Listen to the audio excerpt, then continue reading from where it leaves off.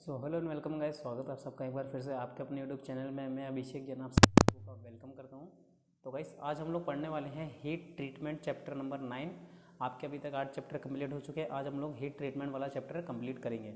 चलिए अब इस चैप्टर को पढ़ना स्टार्ट करते हैं। तो देखिए गाइस, हीट ट्रीटमेंट क्या होता है। कोई भी हमारा जो इलेक्ट्रिकल इंजीनियरिंग है, काम कर रहे हैं तो काफ़ी सारे डिवाइस है, काफ़ी सारे धातु हैं। तो उन धातु पर जब हम काम करते हैं तो कई बार वो क्या उनका स्ट्रक्चर बिगड़ जाता है। तो उनके स्ट्रक्चर को पुनः उसी अवस्था में लाने के लिए जो उपचार किए जाते हैं उसे हीट ट्रीटमेंट कहते हैं। ये कैसे काम करता है, क्या होता है, इन सब चीज़ों के बारे में आज की वीडियो में हम लोग पढ़ने वाले हैं। देखिए, जो वास्तव में ऊष्मा उपचार एक ऐसा प्रोसेस है जिसमें धातुओं को ठोस अवस्था में ही गर्म ठंडा करके, यानी कि धातु है तो भाई धातु सॉलिड स्टेट में होता है, तो उस सॉलिड स्टेट में ही उसे गर्म ठंडा करके उसके अंदर के वांछित गुणों का विकास किया जाता है। किस चीज़ में किया जाता है? हीट ट्रीटमेंट में। अब बात करें, शुद्ध आयरन या रॉड आयरन एक मुलायम तथा डक्टाइल धातु होती है। आपको पता है शुद्ध आयरन है या रॉड आयरन एक मुलायम धातु है, डक्टाइल धातु है, जिस पर ठंडा गर्म करने जैसी प्रक्रियाओं का कोई विशेष प्रभाव नहीं पड़ता है। परंतु जैसे ही हम इसमें कार्बन की 0 पॉइंट यानी कि 0.5% कार्बन का अगर मिला दें, ठीक है, 5% से अधिक मात्रा मिलाई जाती है तो एक विशेष टेम्परेचर तक, एक विशेष टेम्परेचर है मान लो 100 डिग्री 150 डिग्री, उसके बाद गर्म करने के पश्चात तेजी से ठंडा करें अगर हम इसे सीधे पानी में डाल दें तो इसमें कठोरता आ जाती है। यही कठोरता क्यों आती है, इसको समझने के लिए आपको आयरन की आंतरिक संरचना का ज्ञान होना आवश्यक है। चलिए तो बात करेंगे हम लोग सबसे पहले एडवांटेज ऑफ हीट ट्रीटमेंट, यानी कि हीट ट्रीटमेंट के क्या क्या लाभ हैं। चलिए देखते हैं। तो हीट ट्रीटमेंट क्या होता है? धातुओं की कठोरता या सामर्थ्य की स्ट्रेंथ बढ़ाने के लिए हीट ट्रीटमेंट का प्रयोग किया जाता है। दूसरा, धातुओं का जो ग्रेन साइज है, धातुओं के ग्रेन साइज में सुधार हो जाता है। धातुओं पर ठंडी अवस्था में कार्य करने वाले, फोर्जिंग करने, वेल्डिंग करने तथा कास्टिंग करने के कारण जो उनमें इंटरनल तनाव आता है उसे दूर किया जा सकता है। कैसे? हीट ट्रीटमेंट करके। चौथी चीज है, वायर ड्रॉइंग या शीट रोलिंग में प्रोसेस के बीच में हार्ड होने पर धातुओं को मुलायम किया जा सकता है। मान लीजिए आप वायर ड्रॉइंग या शीट मेटल रोलिंग प्रोसेस में बीच में ही वो हार्ड हो जाता है धातु, तो उसे सॉफ्ट या मुलायम करने के लिए भी हीट ट्रीटमेंट का प्रयोग किया जाता है।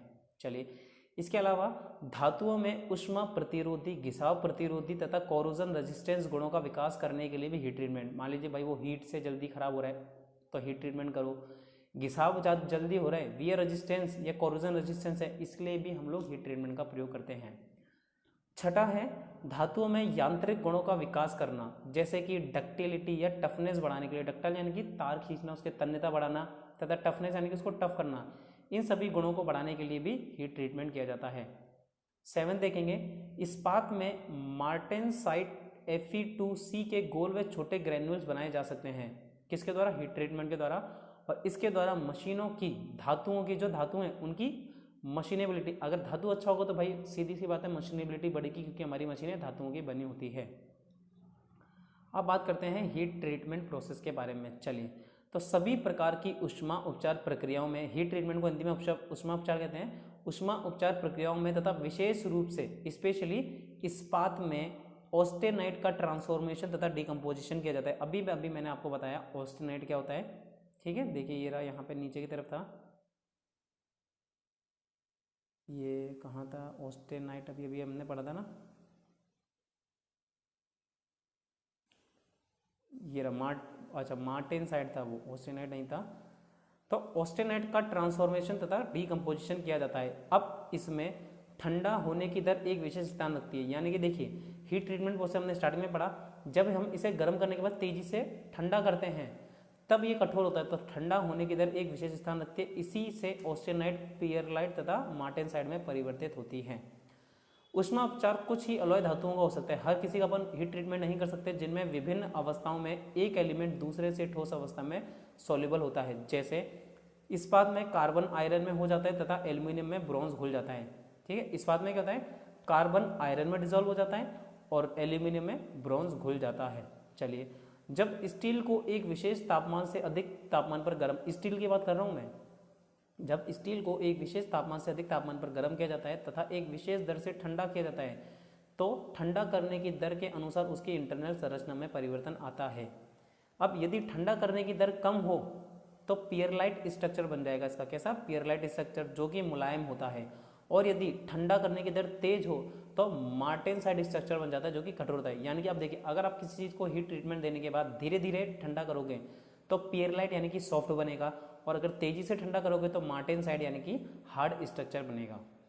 तो ये था आपका हीट ट्रीटमेंट कैसे करना है, आपको कैसे क्या होगा, ठीक है। और देखते हैं अब अनीलिंग क्या होता है। तो सभी धातुओं में कोल्ड वर्किंग के कारण, ठीक है, ठंडी वर्किंग के कारण या कास्टिंग के समय पर तेजी से ठंडा होने के कारण, अपन तेजी से ठंडा करते हैं, उसके कारण उसकी आंतरिक संरचना में आए विरूपण के कारण कठोरता आ जाती है, जिसके कारण उन पर आगे प्रक्रिया करना संभव नहीं हो पाता है।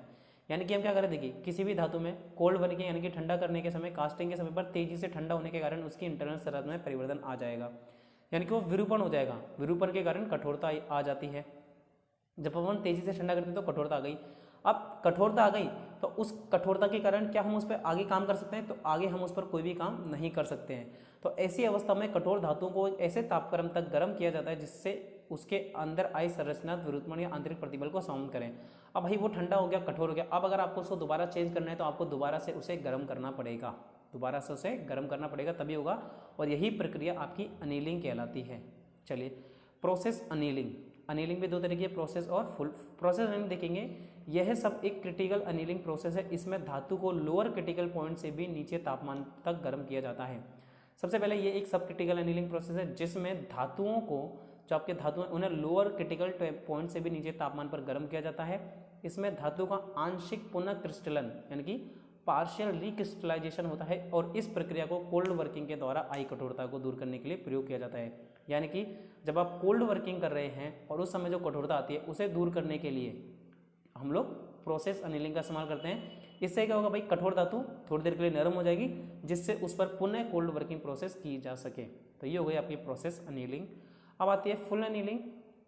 तो इस्पात जो है उसको पूर्ण रूप से अनीलिंग करने के लिए उसे पहले क्रिस्टल रेंज तक गर्म किया जाता है। और अभी ऊपर देखिए, ऊपर वाले में आप क्या कर रहे थे, पार्शियल रिक्रिस्टल होता है धातु का, पुनः पार्शियल रिक्रिस्टल होता है, और इसे लोअर क्रिटिकल पॉइंट से भी नीचे तापमान तक गर्म किया जाता है, आप देख लीजिए। और यहाँ क्या कर रहे हैं हम लोग, इसे क्रिटिकल रेंज तक गर्म करते हैं, जहाँ यह ऑस्टेनाइट अवस्था में आ जाता है। ऑस्टेनाइट बताया था अपन ने आपको। तत्पश्चात भट्टी में धीरे धीरे ठंडा होने के लिए छोड़ देते हैं। यही यदि भट्टी को प्रयोग में लेना होता है तो चूने का पाउडर या रेत या राख में दबा देते हैं, जिससे ठंडा होने की दर अब धीरे धीरे ठंडा होगा। ठीक है, पानी की जगह भट्टी में रख दिया तो अब मिट्टी में रख दिया तो धीरे धीरे ठंडा होगा, और ऐसा करने से इस्पात अपना मूल स्ट्रक्चर प्राप्त करता है। तो ये हो गई आपकी प्रोसेस अनीलिंग और फुल अनीलिंग पूछा जा सकता है। इसमें देखिए, अब धातु है तो mild steel, medium carbon steel और हाई कार्बन स्टील, इसमें कितनी कार्बन प्रतिशतता होती है किसकी, और किसका कितना अनीलिंग टेम्परेचर है, ये पता होना चाहिए। तो अनीलिंग है, जो धातु हार्ड हो गया उसको दोबारा सॉफ्ट करना, वो हो गई अनीलिंग। हार्डनिंग, हार्डनिंग विधि का प्रयोग धातुओं की कठोरता को बढ़ाने के लिए हार्डनिंग की जाती है। कठोरता किसी पदार्थ का वो गुण होता है जो खुरचे जाने, घिसने, घुसने या मशीनिंग का विरोध करता है। यानी कि वो कठोर हो गया, अब वो घिसेगा नहीं, खुरचा नहीं जा सकता उसको, तो स्क्रैचिंग, वियरिंग, आइडेंटिफाई और मशीनिंग आदि का विरोध करता है। साधारणतः टूल तथा ऐसी मशीनी पार्ट जिन पर अधिक भार रहता है कठोर किए जा सकते हैं। यहाँ पे यानी कि जिन पे भार अधिक रहता है, लोड अधिक रहता है, उन धातुओं को अपन लोग गर्म कर सकते हैं, उनको अपन लोग हार्ड बना सकते हैं, जैसे कि डाइयाँ, बियरिंग, कटिंग टूल्स इत्यादि। तो हार्डनिंग प्रोसेस के द्वारा हम ऐसे इस्पात को कठोर बना सकते हैं जिसमें अन्य अलॉइंग एलिमेंट के अतिरिक्त कम से कम 0.3% कार्बन हो। चलिए, तो ये एक दे रखिए भाई, किसकी कितनी कार्बन प्रतिशतता है और कितना कितना टेम्परेचर है, क्रिटिकल कितनी कार्बन प्रतिशतता मिलाने पर कितना क्रांतिक तापमान आपका बढ़ेगा। अब बात आती है टेम्परिंग की। तो हार्डनिंग प्रोसेस के दौरान जब इस्पात में मार्टेनसाइट बनाने के लिए उसे तेजी से ठंडा करेंगे। बराबर पता भाई, हार्डनिंग प्रोसेस करना है, अगर उसको हार्ड बनाना है तो तेजी से उसे ठंडा करना पड़ेगा। उस समय उसमें असमान रूप से ठंडा होने के कारण, अब अगर वो तेजी से ठंडा होकर असमान रूप से ठंडा होता है तो उसके अंदर रेजिडुअल स्ट्रेस उत्पन्न हो जाते हैं। इसके कारण इसमें भंगुरता आ जाती है, यानी कि टूटने के जल्दी चांसेस रहते हैं। इसके अतिरिक्त मार्टेनसाइट बहुत ही कठोर तथा भंगुर पदार्थ होता है, इसके कारण भी इस्पात में भंगुरता आ जाती है। तो इस प्रकार कठोर की गई स्टील इतनी अधिक भंगुर हो जाती है कि इसकी उपयोगिता ही समाप्त हो जाती है, और यह आघात, कंपन, कुछ भी चीज़ सहन नहीं कर पाती है, तुरंत टूट जाती है। तो अब ये जो चीज़ है टूट गई, अतः इस्पात को कठोर प्रदान करने के लिए उसमें अतिरिक्त भंगुरता को समाप्त करने तथा उसको उपयोगी बनाने के लिए उसकी टेम्परिंग करना। तो जैसे कोई पदार्थ अगर ज़्यादा हार्ड हो गया उसको सॉफ्ट बनाने के लिए उसकी अनेलिंग की जाती है, तो ऐसा ही अगर कोई पदार्थ ज़्यादा सॉफ्ट हो गया और उसको आपको अगर हार्ड करना है तो इसके लिए टेम्परिंग की जाती है। ये टेम्परिंग और अनीलिंग का अंतर आप लोग ध्यान रखेंगे। तो अलग अलग विभिन्न टेम्पर, कलर, तापमान और उसके घटकों के प्रकार, ये आपको ध्यान रखना है, ये क्वेश्चन में पूछा जाएगा। ठीक है, अब इसमें समझाने जैसा कुछ है नहीं, आपको सीधे सीधे याद करना पड़ेगा। चलिए अब बात करते हैं नॉर्मलाइजिंग। नॉर्मलाइजिंग क्या होता है? तो जैसा कि नाम से अनुमानित है, यह प्रक्रिया विभिन्न कारणों से जॉब में आई आंतरिक संरचना की विकृति को दूर करके, भाई जो भी आप जॉब बना रहे हो तो उसमें अगर इंटरनल स्ट्रक्चर में किसी तरह की विकृति आ जाती है, उसको दूर करने के लिए, जॉब के मौलिक गुणों की पुनर्स्थापना करने के लिए और उपयोग में लाई जाती है। जब जॉब पर लगातार कोल्ड वर्किंग करने से, वेल्डिंग करने से या फिर उष्मा उपचार प्रक्रिया करने से धातु की जो इंटरनल स्ट्रक्चर है ना गाइस, कोई भी चीज़ अपन बार बार करेंगे तो उसमें विकृति आ जाती है, जिसके फलस्वरूप धातु भंगुर हो जाता है और जल्दी टूट जाता है। तो कास्ट किए गए जॉब भी असमान रूप से ठंडा होने के कारण समान संरचना नहीं रखते, कहीं पर उनके कण बारीक हो जाते हैं और कहीं पर मोटे। तो इन सभी दोषों का निराकरण करने के लिए नॉर्मलाइजिंग यानी कि पूरी चीज़ को नॉर्मलाइजेशन की प्रक्रिया की जाती है। चलिए अब बात करते हैं केस हार्डनिंग। केस हार्डनिंग क्या है? हम ऐसे बहुत से इंजीनियरिंग कंपोनेंट जानते हैं जिनमें हमें ऊपरी सतह अधिक कठोर चाहिए। ठीक है भाई, ऊपर की सतह तो हार्ड और नीचे की भले ही टफ ना हो, परंतु अंदर से टफ हो जिससे कि धक्का सहन कर सके, जैसे गियर, केम इत्यादि। इसमें ऊपरी सतह को एक निश्चित गहराई तक कठोर बना दिया जाता है, इसे केस कहते हैं। भाई ऊपरी सतह यानी कि बाहर की बॉडी को आपने हार्ड बना दिया, अंदर भले कितना भी नरम हो, इसे केस कहते हैं। जबकि अंदर का भाग मुलायम तथा टफ बना रहता है, इसे कोर कहते हैं। तो बाहर का हिस्सा केस तथा अंदर का हिस्सा कोर कहलाता है। तो यह कोर जो बाहर की है, ठीक है, ये जो बाहर का केस है, कोर है, ठीक है, यह कोर कठोर केस को शक्ति प्रदान करता है तथा उसे टूटने से बचाता है। केस हार्डनिंग द्वारा हमें निम्न लाभ प्राप्त होते हैं। अब देखिए केस हार्डनिंग के लाभ क्या हैं? कार्बोराइजिंग। कार्बोराइजिंग क्या है? लो कार्बन स्टील, जिसमें लो कार्बन है तो या माइल्ड स्टील में कार्बन की प्रतिशतता को एक निश्चित गहराई तक बढ़ाकर उसे हार्ड केस प्राप्त करने की प्रक्रिया को ही कार्बोनाइजिंग कहते हैं। तो भाई अगर किसी भी पदार्थ में कार्बन की मात्रा कम है तो उसमें कार्बन की प्रतिशत मात्रा को बढ़ा करके हार्ड केस प्राप्त करने की प्रक्रिया को कार्बोनाइजिंग कहते हैं। ठीक है, अब 0.1% कार्बन वाली लो कार्बन स्टील को 1 से 2 मीटर गहराई तक कार्बोनाइजिंग द्वारा 1.2% कार्बन वाली स्टील में बदला जा सकता है, जिससे हार्ड करने के लिए कुंचिंग की जाती है। ऐसे ही है साइनाइडिंग। साइनाइडिंग है, इस प्रक्रिया में स्टील को निश्चित तापमान तक गर्म साइनाइड की क्रूसिबल में डुबोकर कुछ समय उसी ताप पर स्थिर रखा जाता है, जिससे इसकी ऊपरी सतह में नाइट्रोजन प्रवेश कर जाती है। अब इस ताप पर रखने के समय के अनुसार उसमें कार्बन तथा नाइट्रोजन अधिक गहराई तक प्रवेश कर जाते हैं। इसके पश्चात पार्ट्स को क्विंचिंग कराकर हार्ड कर लिया जाता है। तो ये था आपका साइनाइडिंग। चलिए धीरे धीरे सारी टर्म देख लेते हैं। Frame hardening. फ्लेम हार्डनिंग के द्वारा हम केवल उन्हीं इस्पात की वस्तुओं को केस हार्ड कर सकते हैं जिनमें 0.3 से 0.6% कार्बन होता है। जिनमें 0.3 से 0.6% कार्बन है उसमें फ्लेम हार्डनिंग की जाएगी। ऑक्सी एसिटिलीन टॉर्च के द्वारा तेजी के साथ स्टील की ऊपरी सतह को ऊपरी क्रिस्टल पॉइंट से लगभग 50 डिग्री ऊपर गर्म करके, यानी कि ऑस्टेनाइजिंग रेंज तक गर्म करके, साथ ही साथ पानी या ऑयल को स्प्रे करके क्विंचिंग करा देते हैं। इस प्रकार जो ये सब करने के बाद स्टील पार्ट की ऊपरी सतह तो क्या बन जाएगी? कठोर हो जाएगी। भाई ऊपरी जो स्ट्रक्चर है वो तो हो गया कठोर, जबकि कोर मुलायम तथा टफ ही बनी रहेगी। यानी अब जो हमारी बची हुई कोर है वो तो मुलायम और टफ ही बनी रहेगी अंदर की।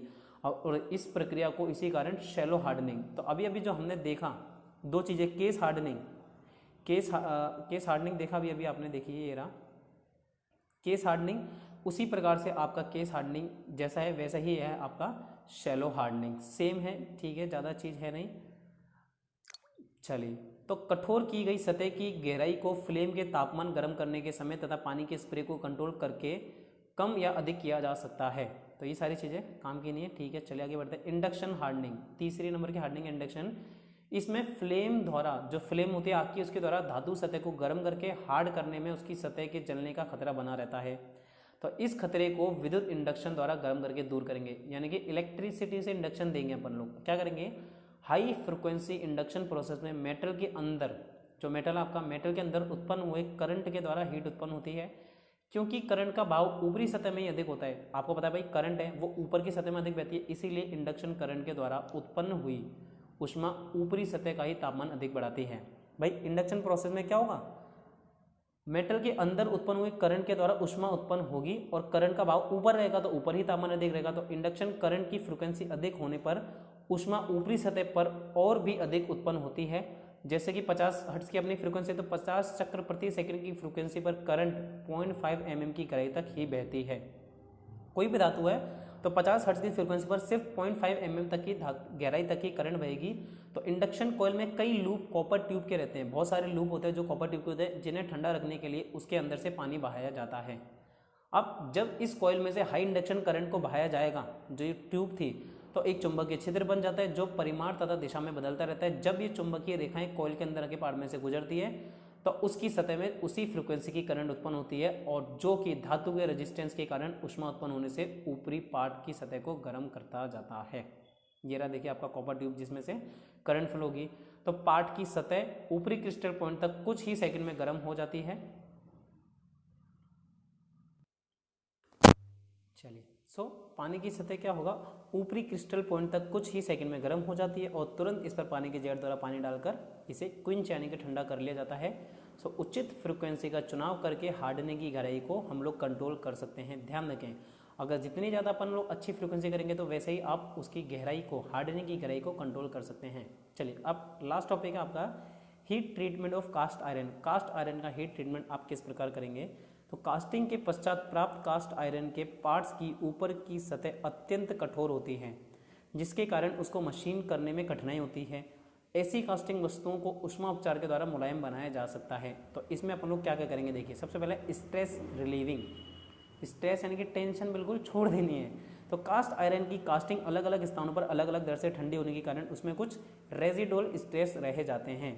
अब इसके कारण कास्टिंग टेढ़ी मेढ़ी हो सकती है, तो इसी प्रकार इसका सामर्थ्य घट सकता है या फिर उसमें दरारें भी पड़ सकती है। तो कास्टिंग को 600 डिग्री सेंटीग्रेड तक गर्म करेंगे। सबसे पहले भाई अगर ये ठंडी होने की तरह अलग अलग होगी तो उसमें रेजिडुअल स्ट्रेस आएंगे। अब हमें क्या करना है, 600 डिग्री सेंटीग्रेड तक गर्म करो। इस तापमान पर 1 घंटा प्रति इंच मोटाई के अनुसार समय की गणना करके उस समय के लिए होल्ड करो तथा इसके पश्चात क्या करना है, इसी तापमान पर 1 घंटा प्रति इंच मोटाई के अनुसार समय की गणना करके उस समय के लिए होल्ड करो तथा इसके पश्चात कास्टिंग को 200 डिग्री सेंटीग्रेड तक 30 डिग्री सेंटीग्रेड से 60 डिग्री सेंटीग्रेड प्रति घंटा की दर से ठंडा करना चाहिए। इस प्रक्रिया को अपनाने में से कास्टिंग की स्ट्रेस समाप्त हो जाती है। तो क्या करना है, स्ट्रेस रिलीविंग में भाई मान लीजिए ठंडा हो गया तो इसके पश्चात कास्टिंग को 200 डिग्री सेंटीग्रेड तक, ठीक है, 600 डिग्री से 200 डिग्री सेंटीग्रेड लाना है और 30 डिग्री से 60 डिग्री सेंटीग्रेड प्रति घंटा की दर से ठंडा करना है। तो भाई मान लीजिए पहले 600 था, 600 से मान लीजिए 60 डिग्री में प्रति घंटा कर रहा हूँ तो 540 आएगा। 540 के बाद अपन करेंगे 480। तो इस प्रकार से आपको घटाते हुए क्रम में लाना है और उसे ठंडा करना है, स्ट्रेस रिलीविंग। चलिए अनिलिंग, तो अनिलिंग तो मैंने आपको बता ही दिया कि भाई अनिलिंग किस प्रकार से की जाती है, फिर भी पढ़ लेते हैं भाई। कास्ट आयरन में ग्रे कास्ट आयरन की कास्टिंग को मुलायम तथा मशीनेबल करने के लिए उसे अनिल किया जाता है। अनिल करने के लिए कास्ट आयरन किए गए पार्ट को पहले 900 डिग्री सेंटीग्रेड तक गर्म किया जाएगा तथा इसी तापमान पर पार्ट की मोटाई के अनुसार 1.5 घंटे 1 से 5 घंटे तक होल्ड किया जाता है। तत्पश्चात धीरे धीरे ठंडा किया जाता है। तो इस प्रकार आयरन कार्बाइड फेरेट तथा ग्रेफाइट में विघटित हो जाता है और इस क्रिया को ग्रेफाइटेशन कहते हैं। तो ग्रेफाइटेशन होने से मुलायम फेराइट तथा ग्रेफाइट बनते हैं और इसकी कठोरता को दूर हो जाती है। ठीक है, चलिए अनिलिंग होने के बाद नॉर्मलाइजेशन पार्ट को अनिल करने से उसकी सामर्थ्य तथा टेंसाइल स्ट्रेंथ कम हो जाती है। चलिए अच्छी बात है। अब इन गुणों को पार्ट्स में वापस लाने के लिए क्या करेंगे, नॉर्मलाइजेशन। हमने बताया ना भाई, छोटे छोटे रह जाते हैं, कई जगह छोटा, कई जगह मोटे कण रह जाते हैं, तो इन्हें बराबर करने के लिए हम लोग नॉर्मलाइजेशन करते हैं। इसमें क्या करेंगे, लगभग इसको 930 डिग्री सेंटीग्रेड तक गर्म किया जाता है और तत्पश्चात हवा में रूम टेम्परेचर तक ठंडा किया जाता है। इससे मशीन की मशीनेबिलिटी तथा टेंसाइल स्ट्रेंथ बढ़ जाती है। बात करते हैं हार्डनिंग तथा टेम्परिंग की। तो कास्ट आयरन पार्ट को घिसाव अवरोधी बनाने के लिए उसको हार्ड तथा टेम्पर किया जाता है और हार्डनिंग के लिए पार्ट्स को लगभग 860 डिग्री से 900 डिग्री सेंटीग्रेड तक गर्म किया जाता है और कुछ समय होल्ड करने के पश्चात उसे तेल में, ध्यान रखेंगे, हार्डनिंग तथा टेम्परिंग करने के लिए तेल में ठंडा किया जाता है कास्ट आयरन को। कास्ट आयरन को हार्ड करने पर मार्टेनसाइट बनता है जो कि भंगुर होता है और इसीलिए उसका टेम्परिंग करना आवश्यक है। टेम्परिंग करने से मशीनेबिलिटी, सामर्थ्य तथा टफनेस बढ़ता है और टेम्पर करने के लिए पार्ट्स को लगभग 200 डिग्री सेंटीग्रेड से 250 डिग्री सेंटीग्रेड तक कुछ घंटों के लिए गर्म भी किया जाता है। इसके बाद हम करेंगे हाई स्पीड स्टील का हीट ट्रीटमेंट। किसका, हाई स्पीड स्टील का हीट ट्रीटमेंट करना है। तो ऊष्मा उपचार होने के पश्चात हाई स्टील स्पीड अत्यंत कठोर, ठीक है, कैसी हो जाती है, अत्यंत कठोर हो जाती है। तथा घिसाव प्रतिरोधी हो जाती है। ये अधिक उच्च कार्यकारी तापमान पर भी अपनी हार्डनेस बनाए रखती है तथा हाई स्पीड स्टील के औजारों को 1100 डिग्री सेंटीग्रेड से 1300 डिग्री सेंटीग्रेड के उच्च तापमान पर फोर्ज किया जाता है। फोर्जिंग के पश्चात अनिलिंग की जाती है, जिससे धातु का ग्रेन स्ट्रक्चर समान हो जाता है। इसके पश्चात हार्डनिंग तथा टेम्परिंग अपने को पता है, तो देखते हैं। सबसे पहले अनिलिंग, तो हाई स्पीड स्टील में फोर्जिंग के कारण आई कठोरता, उसको दूर करने के लिए वही 900 डिग्री टेम्परेचर तक 4 घंटे तक गर्म करने के पश्चात 600 डिग्री सेंटीग्रेड तक 20 डिग्री प्रति घंटे की दर से बहुत धीमी गति से, धीमे धीमे, भाई आपको 900 डिग्री सेंटीग्रेड को 600 तक लाना है और धीरे धीरे ठंडा करना है। ठंडा करने के पश्चात शांत हवा में ठंडा होने के देने के लिए छोड़ दिया जाता है और वो धीरे धीरे अपना ठंडा हो जाता है। तो ये होता है अनिलिंग। किसकी? हाई स्पीड स्टील की। हार्डनिंग, तो हाई स्पीड स्टील को अधिकतम उपयोगी बनाने के लिए उसे 1150 से 1350 डिग्री सेंटीग्रेड तक गर्म करेंगे। इससे अधिक अलोइंग एलिमेंट तथा कार्बन ऑक्सीडाइड में घुल जाते हैं। इस तापमान का पर ऑक्सीकरण बहुत तेजी से होता है, इसलिए पहले स्टील को 850 डिग्री सेंटीग्रेड तक गर्म करते हैं। इसके पश्चात तेजी से हार्डनिंग तक गर्म करते हैं और टूल को इस तापमान पर कुछ समय तक छोड़ दिया जाता है, जिससे संपूर्ण धातु का तापमान समान हो जाए। और अब टूल को अंदर 425 डिग्री सेंटीग्रेड तक ठंडा किया जाता है और इस तापमान पर होल्ड किया जाता है, जिससे समग्र धातु का तापमान 425 डिग्री सेंटीग्रेड हो जाए। और क्या होता है, अब इसको शांत हवा में रूम टेम्परेचर पर ठंडा होने के लिए छोड़ दिया जाता है। इससे टूल के अंदर थर्मल स्ट्रेस पैदा नहीं होते हैं। ये है आपका हार्डनिंग। चलिए अब बात करते हैं टेम्परिंग। तो हार्ड की गई हाई स्पीड स्टील में मार्टेनसाइट तथा कार्बाइड ऑस्टेनाइट में मिल रहे जाते हैं। इससे टूल स्टील की कटिंग प्रॉपर्टीज पर बुरा प्रभाव पड़ता है और ऑस्टेनाइट को बनने से रोकने के लिए गर्म किए गए पश्चात स्टील को सीधे -70 डिग्री सेंटीग्रेड से लेकर -80 डिग्री सेंटीग्रेड तक ठंडा किया जाता है। समझ गए? बस अब 100 डिग्री सेंटीग्रेड से 400 डिग्री सेंटीग्रेड तक टेम्परिंग करने पर तो हाई स्टील स्पीड की हार्डनेस कम होती है। समझे? 100 से 400 तक हाई स्पीड स्टील की हार्डनेस कम होती है, परंतु जैसे ही आप 400 डिग्री से ज़्यादा उसकी टेम्परिंग करोगे तो उसकी हार्डनिंग बढ़ जाएगी। ये चीज़ आपको मोस्ट इंपोर्टेंट ध्यान रखनी है और इसी को सेकेंडरी हार्डनिंग कहते हैं। तो यहाँ पे गाइस आपका चैप्टर खत्म होता है। ठीक है, अब अपने को क्या करना है, सीधे सीधे इसके ऑब्जेक्टिव क्वेश्चन लगाने हैं और पता करना है भाई अपन ने कितने अच्छे से पढ़ा है। चलिए अब लगाते हैं इसके ऑब्जेक्टिव क्वेश्चन। सबसे पहला क्वेश्चन है, ऊष्मा उपचार एक प्रक्रिया है जिसमें धातुओं को डैश अवस्था में ही गर्म ठंडा करके उनके अंदर वांछित गुणों का विकास किया जाता है। कौन सी? ठोस अवस्था। बिल्कुल सही। माइल्ड स्टील में कार्बन की प्रतिशत मात्रा, तो मैंने आपको बोला था टेबल याद कर लो, कितनी होती है? 0.1% से भी कम। क्वेश्चन नंबर 3, अतिरिक्त भंगुरता को समाप्त करने तथा इस्पात को उपयोगी बनाने के लिए क्या करना चाहिए? नॉर्मलाइजेशन, हार्डनिंग, टेम्परिंग या इंडक्शन हार्डनिंग। तो भाई अतिरिक्त भंगुरता को कम करने के लिए हम लोग ज़्यादातर क्या करते हैं गाइस? टेम्परिंग की जाती है। चौथा देखिए, फ्लेम हार्डनिंग को निम्न में से किस नाम से जाना जाता है? तो फ्लेम हार्डनिंग का अन्य नाम क्या है? Shallow hardening. Question number 5, high speed steel का ऊष्मा उपचार निम्न प्रक्रिया से किया जाता है। तो ये तीनों ही प्रक्रिया से किया जाता है, इसलिए डी आंसर करेक्ट होगा। क्वेश्चन नंबर 6, धातुओं का ऊष्मा उपचार निम्न उद्देश्यों के लिए किया जाता है। तो धातुओं का ऊष्मा उपचार कुछ निश्चित गुण उत्पन्न करने के लिए किया जाता है। बी हो गया छठे का। 7वां देखेंगे, ऊष्मा उपचार करने में एक स्टील का पार्ट क्रैक हो जाता है, इसका संभवतः क्या कारण हो सकता है? तो कोई भी स्टील का पार्ट अगर क्रैक होता है तो इसमें बहुत तेजी से अगर ब्राइन में ठंडा किया गया हो तो उसमें एक स्टील का पार्ट टूट सकता है। क्वेश्चन नंबर 8, एक स्टील के पार्ट को 730 डिग्री सेंटीग्रेड के थोड़ा ऊपर गर्म किया जाता है, कुछ देर इसी ताप पर रख के धीरे धीरे ठंडा किया जाता है। तो ये प्रक्रिया कौन सी है कि स्टील के पार्ट को 730 डिग्री तक गर्म, थोड़ा ऊपर गर्म करके उसे धीरे धीरे ठंडा होने के लिए छोड़ दिया जाता है। इस प्रक्रिया को अनिलिंग कहते हैं। क्वेश्चन नंबर 9, एक ऊष्मा उपचार प्रोसेस में स्टील को फर्नेस में एक निश्चित ताप तक गर्म करके उसमें ही ठंडा होने के लिए, भाई किसी जहाँ पे गर्म कर रहे हैं वहीं पे ठंडा होने के लिए छोड़ दिया जाता है, तो उस प्रोसेस को आप लोग क्या कहेंगे? क्वेश्चन नंबर 9 करेक्ट आंसर होगा annealing. Question number 10, annealing process का मुख्य उद्देश्य क्या है? तो भाई ध्यान रखेंगे, अनिलिंग प्रोसेस के जो ज़्यादा हार्ड धातु हो जाती है उसको कम करने के लिए, यानी कि भाई वो बाद में मशीन में काम कर सके, इसलिए करेक्ट आंसर होगा मशीनेबिलिटी को बढ़ाने के लिए। ये हो गया आपके क्वेश्चन नंबर 10। चलिए क्वेश्चन नंबर 11, ऊष्मा उपचार प्रक्रम की किस विधि द्वारा स्केल फ्री सतह का निर्माण किया जाता है? तो स्केल फ्री सतह का निर्माण इंडक्शन हार्डनिंग के द्वारा करेंगे, यानी कि समान तापमान, सभी सरफेस पे समान तापमान। क्वेश्चन नंबर 12, निम्न में से कौन सा कार्बोराइजिंग मटेरियल नहीं है? मैं बात कर रहा हूँ कि कार्बोराइजिंग मटेरियल कौन सा नहीं है, वो है ammonia. Question number 13, high speed steel के लिए हार्डनिंग जो अपन ने लास्ट पढ़ा था, तो हार्डनिंग कितने टेम्परेचर पे होती है? 1250 degree centigrade. Question number 14, hardening process में हाई स्पीड के टूल को 1250 डिग्री सेंटीग्रेड तक गर्म करने के पश्चात निम्न बेंचिंग माध्यम से, तो उसे ठंडा करने के लिए हम लोग इस्तेमाल करते हैं तेल। अभी बताया ना, सीधे तेल में डुबो देते हैं। क्वेश्चन नंबर 15, निम्न में से किस प्रोसेस में टफ कोर तथा डक्टाइल स्किन बनती है? तो वो कौन सी प्रोसेस जिसमें टफ कोर तथा डक्टाइल स्टील बनती है? वो है आपका केस हार्डनिंग। हमने पढ़ा था केस हार्डनिंग और बाहर का एरिया कोर हार्डनिंग होता है उसका। क्वेश्चन नंबर 16, नॉर्मलाइजिंग प्रोसेस में स्टील को गर्म करके निम्न में से किसके द्वारा, हम बात करें नॉर्मलाइजिंग में, तो नॉर्मलाइज करने के पश्चात हम उसे ठंडा करेंगे कमरे के तापमान पर।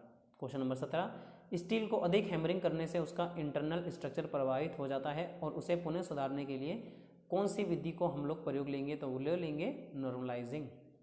क्वेश्चन नंबर 18, स्टील की नॉर्मलाइजिंग की जाती है और इसका मुख्य उद्देश्य क्या है कि स्टील की नॉर्मलाइजिंग की जाती है? उसका मुख्य उद्देश्य है अंदरूनी स्ट्रेस को दूर करना। क्वेश्चन नंबर 19, केस हार्डनिंग में मात्र ऊपरी स्कैन को हार्ड किया जाता है तथा इसको कुछ विशेष स्टील के लिए ही प्रयोग किया जाता है, तो निम्न में से केस हार्डनिंग वाले स्टील बताइए। कौन सी केस हार्डनिंग वाली स्टील है? वो है लो कार्बन की स्टील।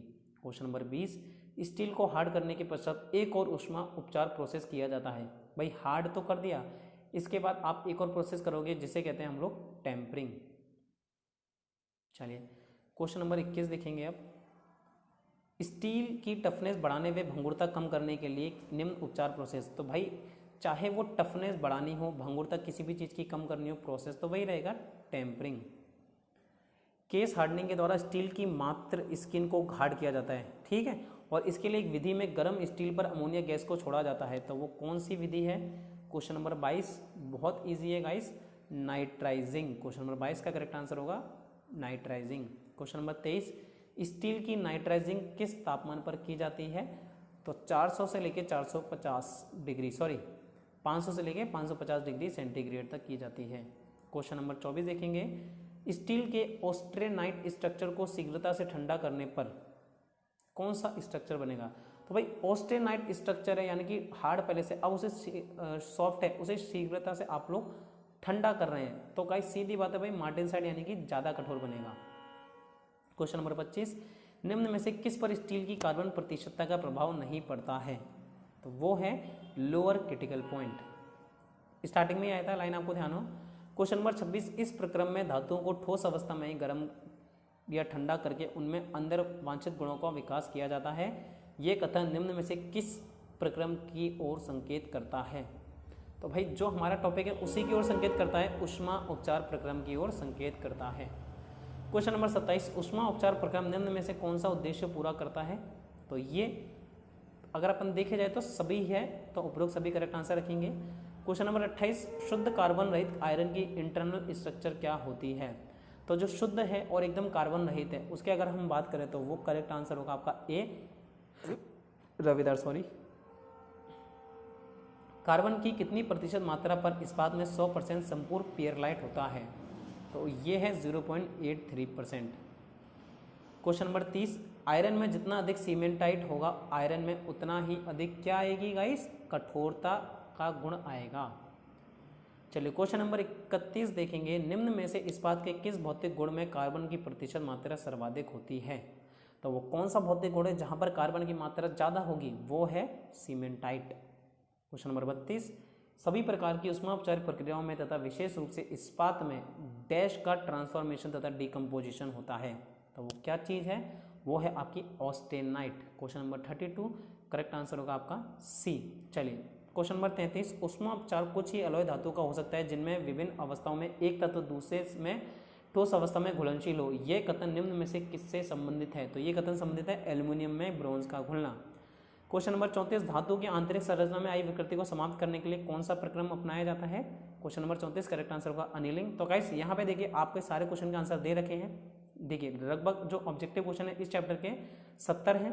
ये देखिए 70 ऑब्जेक्टिव क्वेश्चन है, इसके आंसर आपको मिल जाएंगे। उसके बाद फिलिंग द ब्लैंक्स है, वन लाइनर है, सत्य असत्य, सारी चीज़ें आपको यहाँ आंसर मिल जाएंगे जो आप चेक कर सकते हैं। तो आपको क्या करना है, अब चैप्टर मैंने पढ़ा दिए, ज़्यादा से ज़्यादा चैप्टर को अच्छे से याद करना है, क्योंकि अनिलिंग, हार्डनिंग, टेम्परिंग, नॉर्मलाइजिंग थोड़े से क्या कन्फ्यूजिंग है कि कहाँ किसको कौन से टेम्परेचर तक गर्म किया जाता है, रूम टेम्परेचर, ऑयल में डुबा के कैसे ठंडा किया जाता है, कहाँ हार्डनिंग होती है, कहाँ सॉफ्टनेस आती है, कहाँ भंगुरता आती है। तो आप 1-2 बार पढ़ेंगे तो आपको और अच्छे से याद हो जाएगा।